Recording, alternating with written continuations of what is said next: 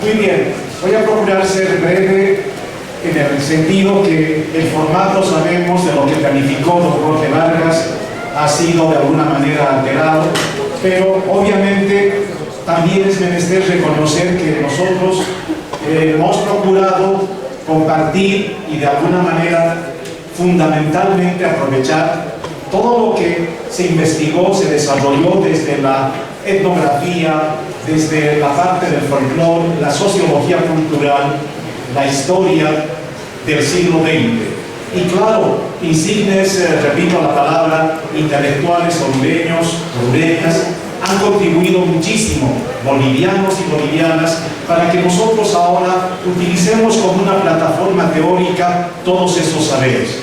Por lo tanto, quien les habla no va a repetir los mismos conceptos, que además es interesante ver que coinciden muchos parámetros, marcos conceptuales con aquello que hemos escuchado de nuestros visitantes. En este Festival de Cultura e Identidad hondureña, Diablos y Diabladas 2023, quiero plantearles algo que está relacionado con, obviamente, mi pasión, la diablada, pero la diablada del siglo XXI. Esta que queremos que esté fuerte, que tenga fundamentalmente la capacidad de continuar reproduciéndose en el imaginario colectivo y que en la práctica empírica de la danza se pueda generar una amalgama de elementos que probablemente en este tiempo tengan que también de alguna manera ser modificados, pero sin que pierda la esencia. Fundamentos teóricos de la diablada de Oruro en su representación empírica desde los paradigmas. Esa es la propuesta que quiero hacer esta tarde, casi entrando la noche, en este encuentro. ¿De qué se trata? Bueno, esto voy a rápidamente saltar, pero sí, más bien, discúlpenme. He preparado los siguientes puntos para comprender a la diablada de Oruro: descripción del relato de los 7 pecados capitales, orgullosos de representar al diablo mestizo, palabra que también el colega, el profesor chileno, lo ha mencionado casi al finalizar. Habló del mestizo, justamente, de reconociéndonos que somos mestizos, noción de paradigma, un término fundamental, y paradigma de la cultura. Obviamente nos llevaría mucho tiempo desarrollar cada uno de estos puntos, pero voy a procurar ir saltando algunas diapositivas para no ser demasiado grosero con el tiempo.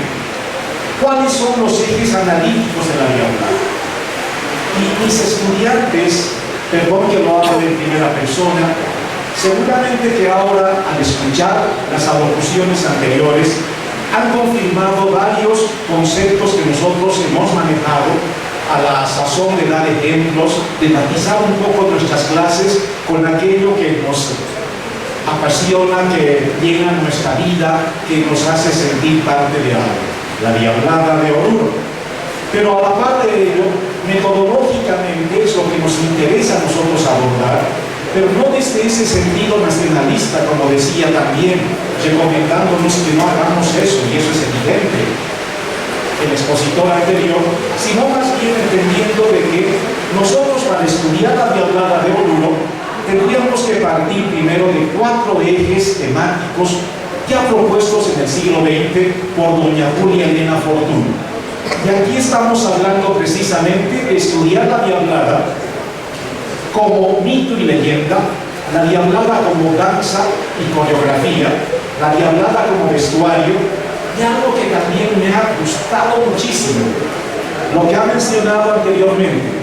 Esto nos ha enseñado a nosotros, a los danzarines muy nobles desde nuestra niñez, los antiguos danzarines de la diablada, y en particular de mi, voy a decirlo así, de mi alma mater en danza, en folclore, en fe, la Fraternidad Artística y Cultural La Diablada. Que el diablo no se disfraza, porque el diablo no es un bufón. Y miren que ese mismo elemento lo ha mencionado el caballero anterior. Y que es una maravilla, indudablemente. Nosotros, en realidad, justamente lo que hacemos es representar simbólicamente al diablo, al tío de la mina. Y para ello no necesitamos obviamente un concepto que sea, en este caso, pues bufonesco o de mofa. Para hacer esa representación tan importante, casi vamos a decir de una suerte de empoderamiento interno y externo, hablando desde la metafísica. Bueno, entonces, la diablada como vestuario, la diablada como regalo. Estos son los 4 ejes temáticos que nos menciona doña Julia Elena Fortún en los años 80. Y quien les habla, el suscrito, mediante seminarios, charlas, algunos textos publicados, ha recalado en estos otros 3 ejes temáticos más para estudiar la diablada de Oruro. La diablada como proceso comunicacional, esa es mi formación académica. La diablada como fuerza psicológico-social, la diablada como danza guerrera. Y claro, para estudiar la diablada entendemos que es un sistema, es una totalidad que está compuesta por elementos fundamentales y que nosotros, seguramente para destinar atención a cada uno de estos ejes temáticos, nos llevaría mucho tiempo, por separado, pero sin llegar a una suerte de disgregación arbitraria, soslayando que esos otros componentes también hacen al todo. Pero ¿qué es la diablada de Oruro? Nuestra diablada de Oruro es una representación autosacramental del bien y del mal, per se, tal cual ya está reconocido y comprendido. Es una expresión cultural que amerita ser estudiada interdisciplinarmente, donde diferentes elementos van a confluir desde categorías conceptuales, digo, y que finalmente ya dependerá de ustedes al momento de hacer su investigación cuál es la disciplina madre, la matriz disciplinar que va a encaminar ese trabajo. Implica un sistema comunicacional tal cual, y es algo que también ahora nos hemos percatado de cuán importante es reconocer, admitir que nosotros somos animales simbólicos y que como tal, entonces, al utilizar estos símbolos, como dice Bourdieu, ese capital simbólico, vamos formando parte de procesos de comunicación. Que la diablada es una demostración empírica, hibridizada, en función de nuestros intereses, tanto religiosos como también desde el sentido estrictamente tradicional, cultural, folclórico, prácticamente milenario.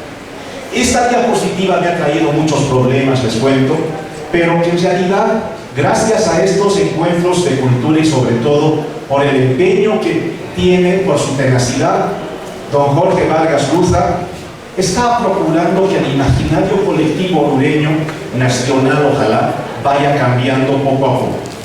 En el sentido de que no estemos de pronto enguerrillados en la idea de decir dónde se originó la diablada realmente, a cuál tenemos que asumir la paternidad, o en realidad el diablo y la danza de estos, pero que en los hechos nos vamos a percatar nosotros que hay una génesis particularmente en cada lugar. En nuestro caso hay diferentes tendencias, también que se disputan ciertas preferencias. Para unos la diablada se origina antes de la llegada de los españoles y no podemos estar en una situación ambivalente, es decir, sin tener una determinación plena. Y pues no podemos estar hesitando, en otras palabras, dudando. Y quien les habla prefiere decir que por el origen esta diablada es poshispánica, que por el tema es de imagen o mimética, por la adscripción eminentemente religiosa, por el género danza de expansión abierta, por la categoría danza de salto, por los personajes, otrora masculina solamente, y desde mediados del siglo XX, y un poquito después, ya femenina. A partir de ello, tenemos que entender lo siguiente, que probablemente en esos 4 ejes que habíamos mencionado, todos vayan a ser importantes, pero el que le da la esencia, la lógica, es precisamente el relato de los 7 pecados capitales. en coincidencia, en relación, estoy diciendo, y correspondencia con nuestros mitos y leyendas. Seguramente que acá alguna vez hemos bailado diablada, algún familiar lo ha hecho, o probablemente pretendemos hacerlo, ya sea en nuestra propia festividad, advocación de la Virgen del Socavón, o en la entrada folclórica cultural de la Universidad Técnica de Urú. ¿Cómo fue en la práctica? Vamos a entender nosotros que no podemos distraernos del mito y la leyenda que originan a la diablada de Oruro. Eso es lo más importante. Y hasta el nombre nuestro es particular, démonos cuenta. Dice la diablada. Esta mañana de casualidad me encontré con un amigo, un arquitecto, y él me decía que Carlos Delgado, que como buen moreno, cuando los morenos se reunían, se tornaban en morenada. Hagamos esa analogía. Nosotros decimos la diablada, y por eso que don Jorge está muy cansado, por cierto, pero aquí que está una entrañable amiga, a quien he visto de varios años, y sobre todo después de la pandemia, me alegra tenerla cerca. La abracé como ustedes no tienen idea, porque realmente es un cariño entrañable que tenemos. Ha bailado de Chinazupa y Mirta, y pues pertenece a esta diablada, la fraternidad, y me va a dar la razón, Mirta, de cuán genios creadores fueron los que precisamente le dieron nombre a esa institución, porque es fraternidad artística y cultural, entre comillas, la diablada. Perdónenme, discúlpenme, qué capísimas esas personas, porque el nombre de esa institución es la diablada. Y claro, nosotros ya por popularizar, por un sentido de pertenencia de grupo, decimos la fraternidad o la frater, pero en realidad somos la diablada.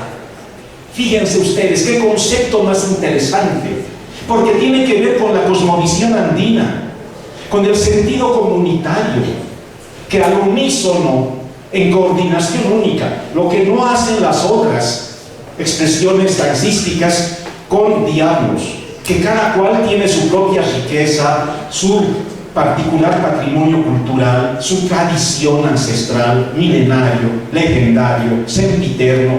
Búsquenle los adjetivos que quieran, pero lo nuestro es absolutamente singular, sin disputarnos espacio ni preferencia. ¿A raíz de qué? Que bailamos al unísono, coordinamos al unísono.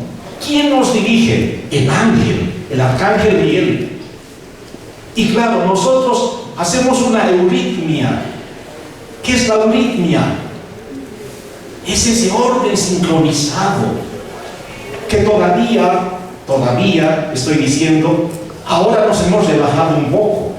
Antes los antiguos danzarines levantaban la rodilla, pero todos justamente, Mirta, 45 grados, que era realmente una sinfonía maravillosa. Esos detalles tomemos en cuenta desde nuestro nombre, la diablada como tal. Y esta diablada, que no se distraiga del mito y la leyenda, como les decía, no la perdamos, que don Carlos Condarco lo ha mencionado con precisión y exactitud, y nosotros tendríamos que en verdad valorar y recordar todas esas palabras, porque han sido la base fundamental para los siguientes estudios que nosotros ya más fácilmente podemos ir agarrando e interpretando. En definitiva, como les decía, nuestra diablada es un auto sacramental, y por ello sabemos que es una representación de carácter religiosa, alegórica, que se remonta a los siglos XV y XVIII en Europa, que evidentemente hay diferentes tipos de autosacramentales y tienen que ver precisamente con esos dramas alegóricos en diferentes temáticas. Pues tenían escenografía, generaban cierto tipo de relación en la parte estrictamente argumental con lo bíblico, con lo moral, con lo teológico, y que también se relacionaba con la parte eucarística, con Cristo y sobre todo con la figura de la Virgen, por ejemplo. Este auto sacramental era una representación teatral medieval y que nosotros obviamente hemos logrado asimilar en base a qué? A ese, si ustedes quieren, encuentro, desencuentro de esos tres mundos, América, África y Europa. Por eso es que se dice que evidentemente no se desconoce el origen del Supaya, del Supay, del Wari, del Anchanchu, porque ya lo teníamos evidentemente desde nuestra cosmogonía andina, y lo que pasa es que ocurre esa suerte de choque cultural, y que a la larga vamos a crear precisamente lo que nosotros hemos dicho al principio, una danza poshispánica, algo que es fundamental. Y lo hablaba con Carlos Delgado esta mañana, que lamentablemente se retiró, estaba por acá. A ver, muchos utilizamos todavía categorías de sincretismo. Decimos que el carnaval de Oruro es una festividad sincrético, pagano, religiosa. Y evidentemente hay algunas categorías, conceptos, que con el pasar del tiempo van perdiendo su vigencia. Tienen que ser remodeladas estas categorías o reinterpretadas. Y desde mi punto de vista, lo de sincretismo nos sirvió muchísimo, pero para su tiempo, para su momento, es decir, el siglo XX en particular, seguramente un poco antes, pero en realidad ese sincretismo pagano religioso, cual califica nuestra festividad, tiene mucho de colonial. Pregúntense ustedes, ¿por qué? ¿Quiénes son los que califican o descalifican, favorable o desfavorablemente? ¿Se dan cuenta? Más bien hoy en día lo que tendríamos que hablar es de un hibridismo cultural. Porque el sincretismo implica ¿qué cosa? Forzar algo, obligar, aceptar. Mientras que la hibridación cultural, como menciona Néstor García Cangrini, un antropólogo mexicano con muchísimo criterio, nos habla precisamente que este hibridismo cultural ha permitido que nosotros nos ubiquemos, nos instalemos en la modernidad latinoamericana hecha a nuestra medida.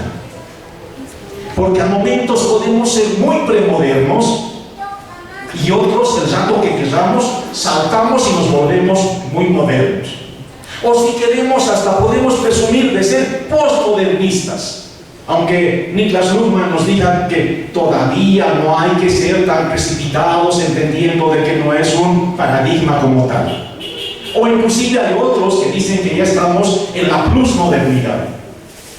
Pero como fuere, nos encontramos justamente en aquello que estoy repitiendo otra vez como parte de nuestro hibridismo cultural. Estos autos sacramentales son de diferentes características. Tenemos bíblicos, mitológicos, filosóficos, teológicos, agiográficos. En realidad tiene que ver con aquello que se había en su momento planteado como una suerte de propuesta para generar doctrina, para adoctrinar, para ejemplarizar, para demostrar el bien, el mal, o dar alguna suerte de ejemplificación, repito. Como Pedro Calderón de la Barca, Lope de Vega, Ángel Valbuena Prat. Pero bueno, ¿qué es nuestra diablada y el relato? Ingeniosamente digamos que la diablada de Oruro, al ser una danza coral callejera, y aquí hay algo interesante también, ustedes que están estudiando antropología o aquellas otras personas que generan opinión pública, cometen cada dislate en diferentes ámbitos cuando se refieren a nuestro carnaval y a nuestros conjuntos. Por ejemplo, escuché nada más en este primer convite que, y por televisión, por internet, está pasando la fraternidad diablada Urus. No, señores, En el carnaval de Oruro, según nuestro reglamento y la parte constitutiva estatutaria de nuestra Asociación de Conjuntos del Folclore, no tenemos fraternidades, lo que tenemos son conjuntos folclóricos. Y no sigamos la línea de los paseños o de gente que no vive en Oruro y que no es simplemente un asunto de forma, discúlpenme. Ellos probablemente pueden darse esas licencias, nosotros no. Entonces, como tal, entendamos, por ejemplo, cuando dicen que la Diablada de Oruro es balletista. Mentira, no tiene una esencia de ballet, de la orquestica griega. Evidentemente, y esas fotos que nos mostraron anteriormente, del primer periplo de una diablada orureña a Chile, pero después de los años 60, cuando los diablos, imagínense ustedes, para esa época, tal vez no con máscaras tan grandes como ahora, pero con una danza y un garbo espectacular, recibieron el nombre de la séptima maravilla del mundo y además el mejor ballet callejero. Al calor del momento lo dijeron ellos, los chilenos, reconocieron, admitieron y está escrito como tal. Es reflejo puro de la experiencia que recogieron nuestros danzarines de esas generaciones. Pero no por ello tenemos nosotros una esencia de ballet. Y por eso es que ustedes que están dedicados al arte, que procuran, por ejemplo, rescatar nuestras danzas folclóricas, no cometan el mismo error.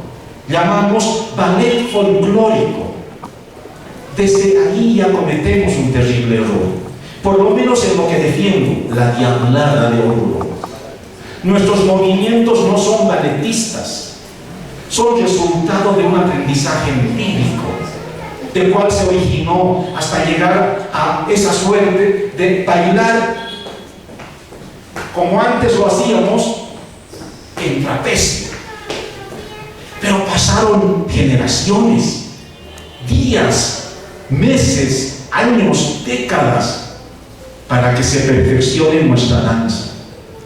Y si ustedes aprecian lo que normalmente nos ofrecen los ballets folclóricos respecto a la diablada, absolutamente son una descoordinación total, porque ellos lo que quieren es forzar los movimientos de preparación en la representación empírica de la danza.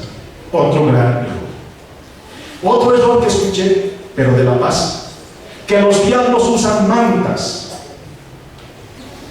Los diablos no usan mantas. Los diablos de Oruro usan pañuelos espalderos, un central y dos laterales. Por lo menos eso es lo que hemos aprendido y lo que estamos transmitiendo de generación en generación. Por eso les decía, esos ejes temáticos son fundamentales tomarlos en cuenta para investigar, estudiar nuestra diablada y revitalizarla.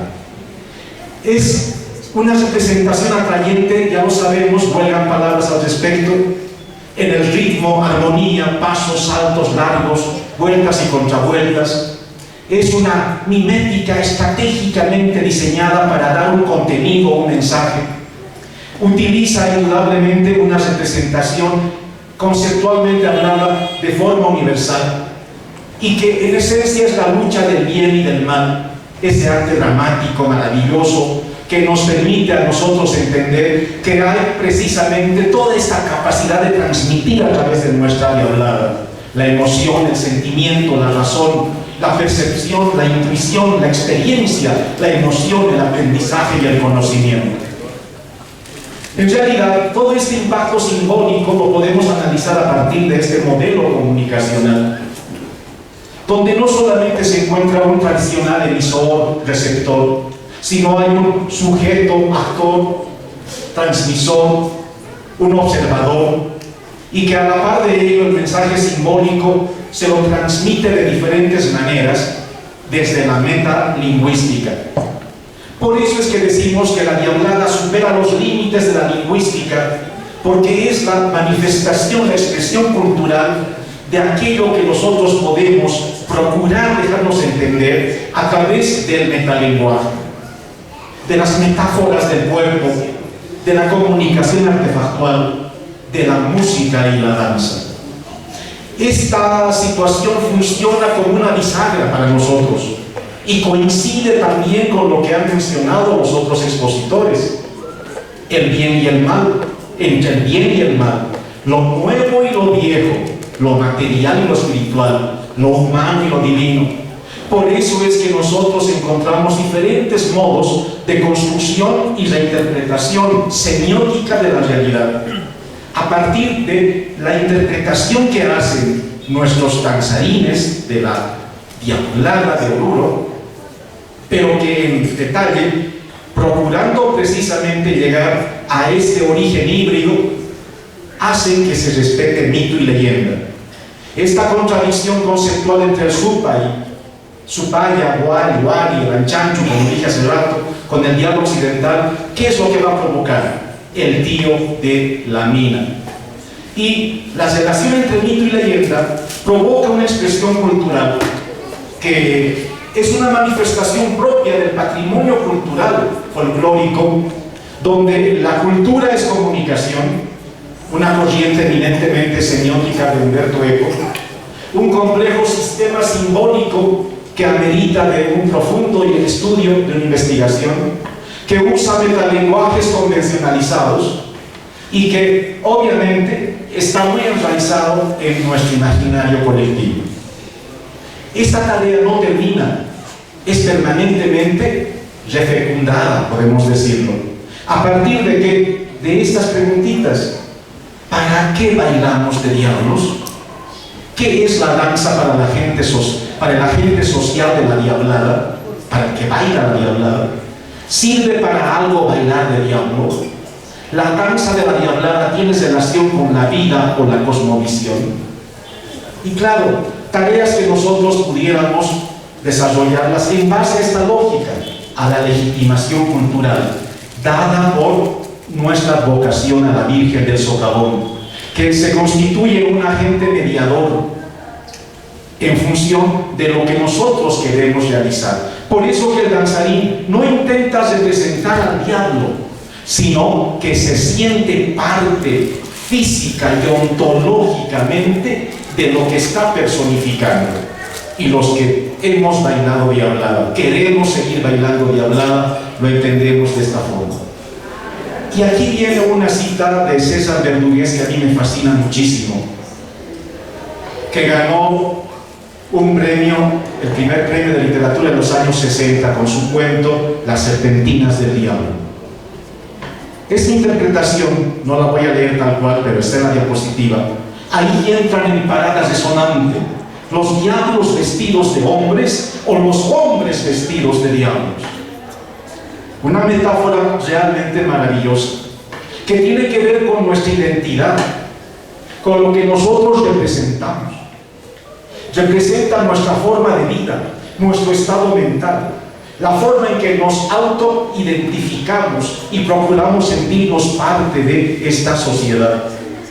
Nos permite indudablemente construir relaciones sociales. Y claro, indudablemente, hay diferentes abstracciones a la sazón de sentirnos parte identitariamente de esta hombreidad. Mucho más si nos identificamos con la Diablada. No se quiere lo que no se conoce y no se defiende lo que no se quiere. Ese es nuestro patrimonio cultural. Pero para terminar ya, en realidad, todo esto tiene como especial corolario la relación con los paradigmas. Y claro, para quien les habla, la Diablada de Oruro es un paradigma. Es un paradigma. ¿Y por qué es un paradigma? Porque seguimos precisamente diferentes tendencias paradigmáticas desde ustedes que estudian la parte, y sería muy largo hablar sobre lo epistemológico, lo filosófico, menos en este momento, sabe que con Thomas Samuel Kuhn comenzamos precisamente a utilizar el vocablo paradigma, que lamentablemente todavía no hemos logrado ponernos de acuerdo a pesar de tantos años. Pues esto pasó, ya lo saben ustedes, en el siglo XX. El paradigma como un marco de pensamiento que tiene su propio objeto de estudio, sus propias teorías, plantea sus propios problemas, busca sus soluciones metodológicamente y es sobre todo aceptado convencionalmente por una comunidad científica. Diferentes autores han definido paradigma desde su punto de vista, pero en definitiva, por ejemplo, nos dice Pérez Serrano que es una visión de mundo compartida. Y para quien les habla, precisamente eso es la diablada, como paradigma. Algo que ya estoy para publicar justamente y está en talleres, fundamentando lo que estoy diciendo. Producto de mi experiencia, de aquello que me ha tocado vivir desde muy temprana edad. Y es que el mismo Thomas Kuhn nos dice: paradigma es un modo de percibir e interpretar el mundo. Y la diablada nos permite justamente ello, interpretar como bisagra, lo dije hace rato, del pasado, el presente, lo viejo, lo nuevo, lo puro, lo impuro. O Hathaway nos dice que el paradigma son como lentes que nos permiten percibir e interpretar problemas para llegar a respuestas científicas. El paradigma, que sin remontarnos demasiado, pero hay que mencionarlo, ya apareció con la antigua Grecia. Ellos ya hablaron de paradigma y lo entendieron como ejemplo, como modelo, como prototipo, y por eso es que aparecen diferentes caracterizaciones de paradigma: prototipo, molde, muestra, norma, arquetipo, espécimen, ideal, canon, regla, pauta, precedente. Y dentro de estos paradigmas tenemos que entender lo siguiente, que hay una discusión de dos campos. ¿Cuáles son esos dos campos? Y por eso he preferido dejar este espacio así en plan libre. Primero, la parte de la construcción cotidiana de nuestra manera de vivir. Y segundo, los diferentes criterios teóricos conceptuales respaldados justamente por los paradigmas. ¿Cuál es el impacto simbólico que tiene nuestra danza? Es una danza de ángeles muy humanos, permítanme que lo lea esta vez. Los danzarines son consecuentes con el discurso autosacramental del bien y del mal. Hacen uso de carne, huesos, emociones y pasiones, apuntando al cuerpo mítico con grandes logros de cercanía con lo bello y lo perfecto, a partir de los mensajes que van construyendo. La diablada, repito otra vez, ya cerrando, es un paradigma. Y esta diablada del siglo XXI es la llave para entrar y salir de una cultura global. La diablada es el mejor dispositivo psicológico entre la existencia ideal y el origen material. Es aquello que permite la unidad real en el mundo, a partir precisamente de aquello que nosotros necesitamos expresar. Y es que la diablada es una manera de ser. La diablada es una escuela de vida. Los que hemos crecido en esta danza hemos aprendido hasta caminar en la calle. Caminamos por la derecha, porque cuando bailábamos nos decían la derecha, para no chocarnos entre nosotros. La diablada nos ha enseñado a despocarnos, por ejemplo, cuando entramos a un ambiente cerrado. Si estamos con gorro, con sombrero, con lo que fuere, tenemos que quitarnos. Por eso digo que la diablada es una manera de ser, una forma de vida. La diablada es una expresión de comunicación interna, espiritual, psicológica y externa. Es algo que a nosotros nos fortalece. Es la mejor manera de ser aeróbicos, por ejemplo. Conozco a octogenarios danzarines de la diablada fuertes, vigorosos, mental y físicamente. Sí, señora, voy a terminar. Muchas gracias. Por lo tanto, la diablada de Oruro nos dice que es un potencial sensible, sonoro, expresivo y emotivo. Y discúlpenme que me emocione, porque así lo siento. Y por eso quiero compartir estas emociones. Y fíjese que ya era la penúltima diapositiva. Que la vida, perdónenme, que la vida no se agote, que la danza venza al tiempo y que la ingrata memoria jamás olvide a los genios creadores de la diablada de Oruro. Muchísimas gracias. Muy bien.